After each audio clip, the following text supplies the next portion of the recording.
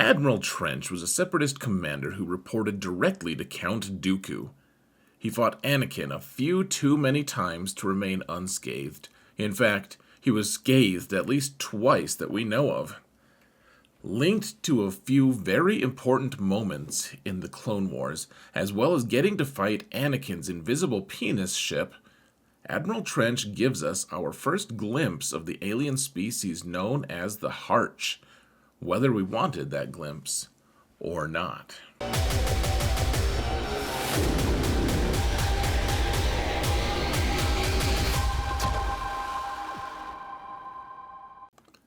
Admiral Trench is from the planet Ando Secundus, home of the alien species known as the Harch.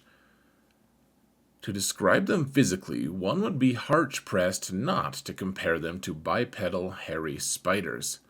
At some point, someone wrote down a whole boring history for the Harch people, using a lot of words that sound spidery. I tried to read the whole history, and it was very harsh to get through. It probably would have been better if they'd all used bows and arrows for part of the history, pitting each other's Harchers against each other. Suffice to say that the Harch people are biologically similar to the Aqualish, who live on the planet of Ando and are known throughout the galaxy as gross. Admiral Trench joins the Clone Wars as an established BAMF who had apparently killed a bunch of Admiral Wolf Yularen's troops during the Battle of Malastare Narrows, which was a battle between the Corporate Alliance and the Galactic Republic. Remember how they briefly mentioned the Corporate Alliance in Episode 2 while Dooku's talking to all the various Separatist leaders? Here's a photo of their leader, if you're interested.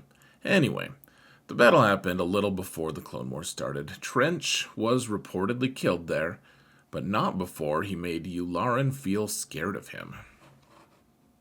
During the Battle of Christophsis, Admiral Trench commands a Separatist fleet, including his flagship, the ineptly named Invincible. Anakin is staged against him, tasked with bringing supplies in his stealth ship to the people on the planet below. Yularen discovers who the enemy commander is and warns Anakin that somehow Admiral Trench returned. Anakin flies his stealth ship, which may or may not imply how hung he is, all around the place, mostly doing things that are against orders. Eventually, he outsmarts Admiral Trench as his phallus-shaped ship appears and disappears as necessary, implying nothing, I'm sure. The next time we see Trench, he is no longer on a ship, probably because they would have made him name that ship the Vincible this time. Instead, he's commanding a bunch of droids at the Battle of Ringo Vinda, half of his body replaced with droid parts, presumably to explain how he survived in the vacuum of space. The clones and Jedi are about to overrun his position when one of the clones gets an early Order 66 jolt and acts on it, killing the Jedi commanding him. Trench tells Dooku about it, and Dooku tells Sidious about it, those silly rumor mongers. Sidious wants Dooku to send him the clones so they can see if it's a widespread malfunction, and the whole story will end up frustrating you as you watch how close the Jedi come to discovering the Order 66 secret. Maybe one day we'll do a 5 story. For now, Robo-Trench plays a minor part in the initial proceedings, and then is lost to the ether of time for a bit.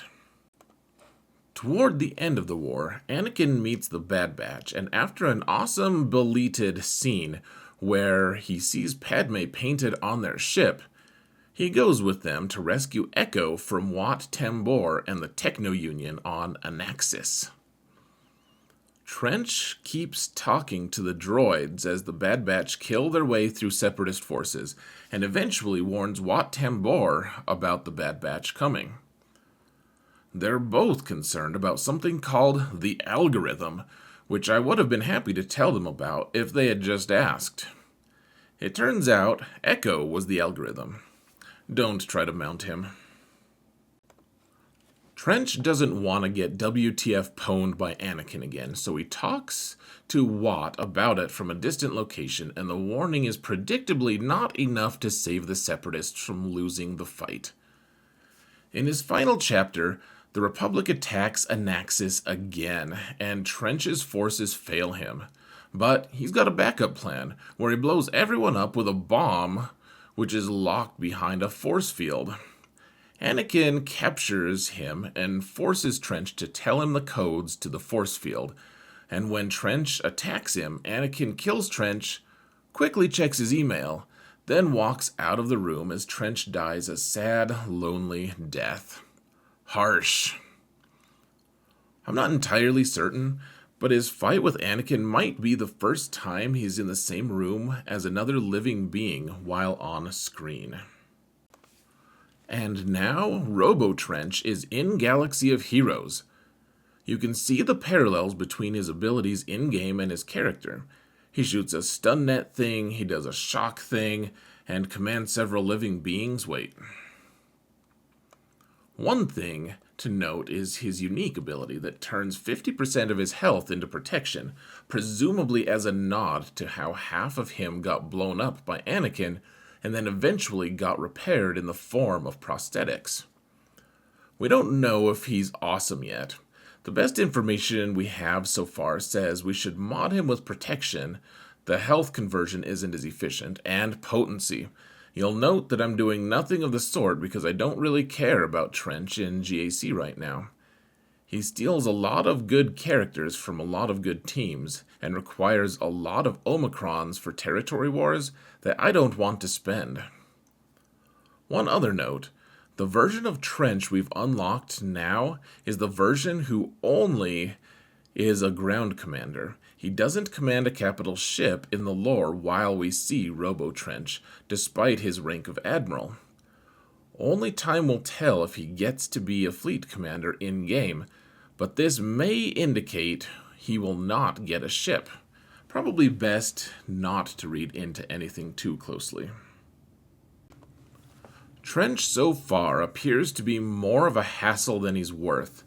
Stealing Watt from Galactic Legend babysitting duty, Jango away from Mandalorian duty, and Newt away from helping General Grievous do awesome things duty, he seems like a territory war exclusive character, and that's only if you apply at least one, probably two, or maybe all three of his Omicrons. Time will tell, but Trench doesn't appear to be a harsh counter to anything. Let's hope it stays that way. Thank you so much for watching, and remember that in all things, Zareth prevails.